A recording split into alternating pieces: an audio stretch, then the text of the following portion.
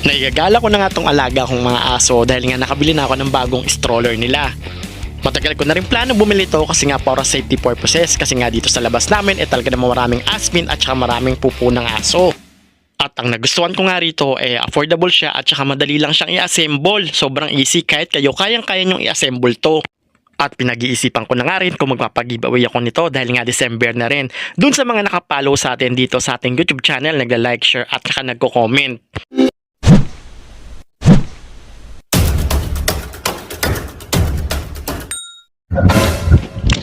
So ngayon guys, mag-unboxing tayo at bubuuhin natin tong aking nabiling stroller para sa mga alaga nating aso. Kasi nga malapit na rin mag-November. So mag-focus muna ulit tayo sa pagbablog sa aso. Yun nga lang ang problema ko sa Facebook page ko is restricted siya. So please support my YouTube channel. So doon ulit tayo magpo-post. So yun.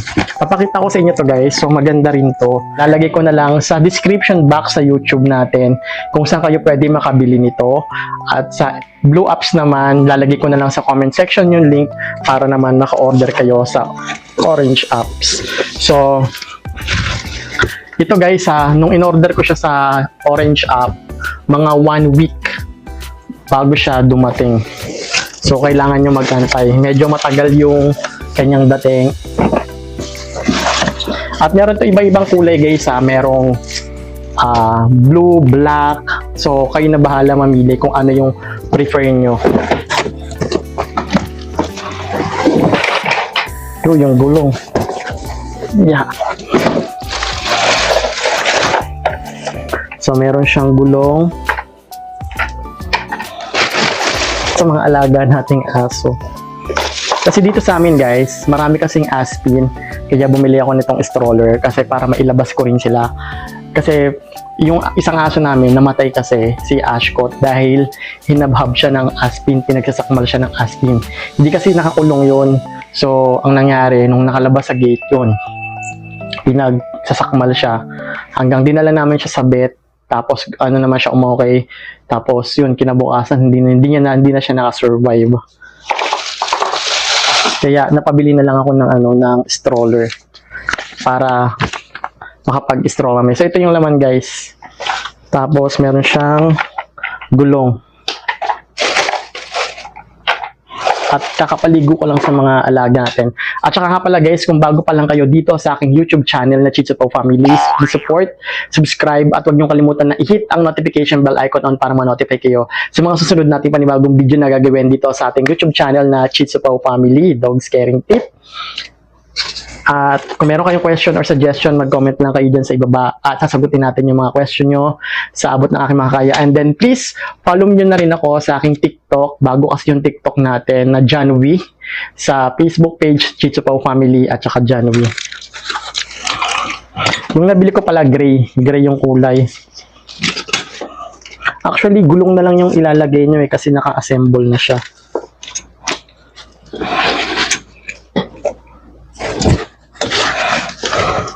Ano ba itsura nito? Okay. Tapos, ito may ganito Mayroon naman nakalagay na disk kung paano siya.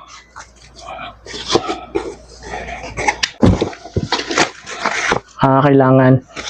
Kasi nakaganyan siya. So, igaganto nyo lang siya. Ayan.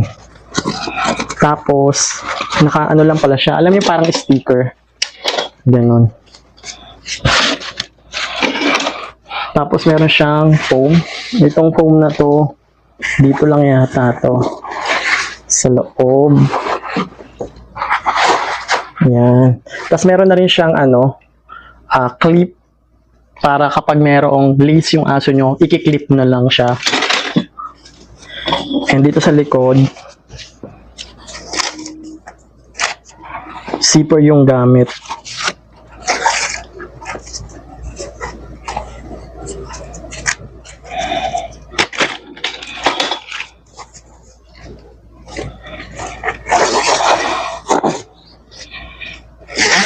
Pagdating naman dito sa likod guys, i-zipper nyo lang siya.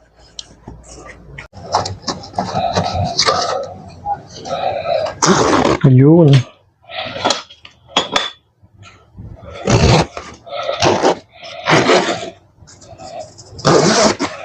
Pinawisan ako ha.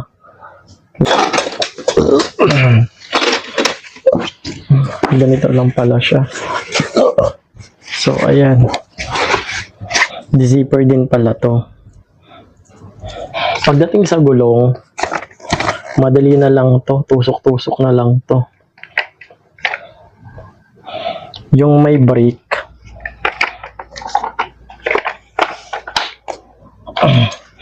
so itong may mga brake guys sa likod.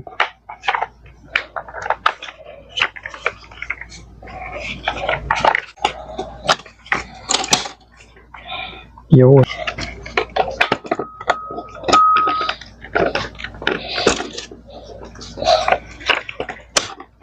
Madali lang naman ikabit yung gulong, hindi kayo mahihirapan. Tapos pagdating naman sa front,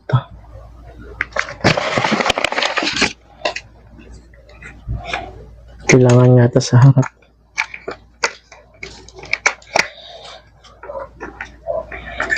Ganun lang yun. Aray ko.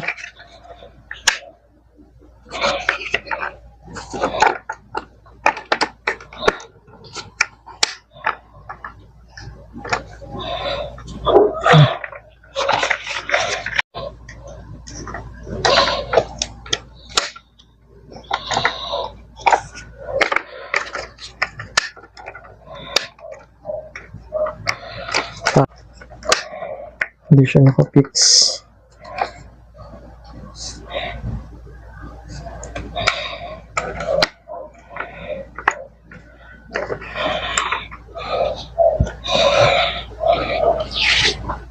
Yeah. So, ganito na siya guys. Tapos, di ba ganyan na siya? Pwede nyo siyang i-zipper dito kapag gusto nyo guys. Same lang din pala nung ano.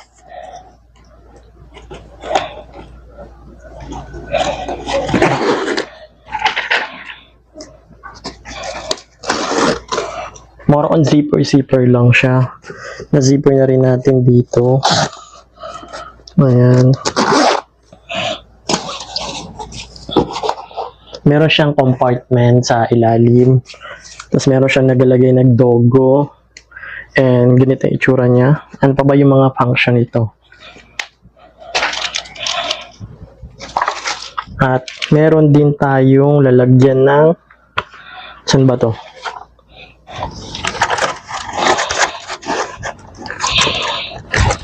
Napasok na siya rito sa may ano. Sa may butas.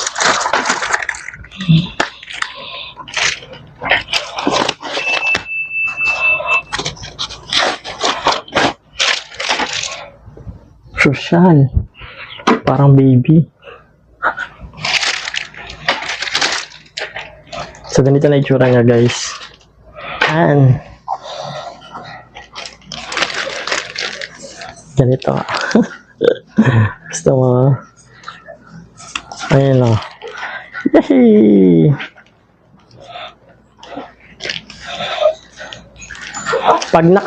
Pag meron siya, guys, na ano, pag meron kayong harness, yung sa ano niya, pwede nyong i-clip dito. Meron siyang clip para hindi magja-jump yung aso nyo. So, kung meron kayong body lace, mas maganda kasi body lace, guys, kumpara sa neck. Sa neck kasi pwedeng ma-choke yung aso nyo. Pero kung yung body lace, mas okay siya kumpara sa neck. Para hindi naman masakal yung mga alaga nyong aso. Ano? Ala siya. Ganda. Ala.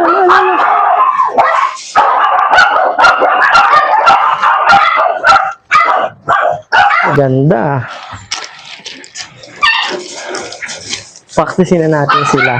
Yung capacity nito, guys, siguro mga 2 aso na Shih Tzu yung kasya dito. Ito nga pala, ang mga alaga kong Shih Tzu, mga ano lang to, mga maliliit, run size, mostly run size. Yung ano ko lang, standard size ko, nasa 3.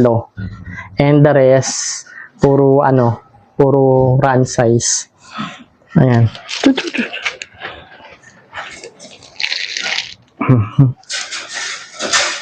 Guys, ito yung ating bagong bileng stroller para sa mga alaga nating aso. Ayan. So, yung mga gulong niya, ito honest review Yung mga gulong niya, typical na plastic lang siya. Tapos stainless, tapos may logo na tatak. Ito guys, pwede siyang isara. Pwede siyang i-zipper, may zipper yan. Kung ayaw yung tumalon yung alaga yung aso, pwede siya. And then, dito naman meron siyang kasamang ito. So, para naman kung may body lace yung alaga yung aso, so, pwede niyong i-clip. Good for 2 dogs yung capacity niya. Pero kung mga maliliit lang na makatulad ng alaga kong aso, siguro 3 kasya rito. At ang maganda nito, yung insulation is maganda. Kasi puro butas-butas yan mga yan. So, yung hangin, okay yung flow niyan. Tapos dito naman guys, meron siya rito lalagyan ng tubig or kahit ano pwede nyo ilagay dito. Hand grip, maganda naman yung hand grip. Ayan, maganda rin naman. Medyo matibay din talaga siya. Tapos sa ilalim, meron tayong compartment dito. Pwede nyo lagyan ng mga towels, tissue, mga plastic, pangdagok ng pupo, dog food. Yan, hindi man siya ganun kalaki pero maganda na rin. At least meron siyang compartment dito na lalagyan. Tapos zipper lang ito mga to, naka-zipper. Siguro kung magandang setup, ganito na guys. Nakaganyan. Kasi may lace naman siya para hindi tatalon yung dogs nyo. Try natin kasi pag sa market. Sushan! Ayos! Marami kasing tae. Sushan si Rabia. Sushan ang aso. Maganda rin jeans. Oo. Kaya nga, yung gulong hindi umiikot eh. Rabia.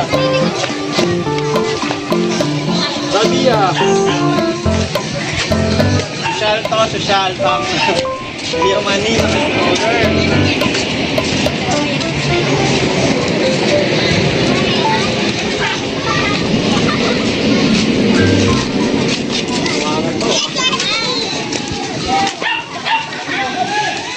Umihi na. Uy, iba kasi pag Kakabili lang umihi na. Hinian mo na yan, umihi. Picture mo na rin. Hinian mo na yan, bago pa lang to Rabia.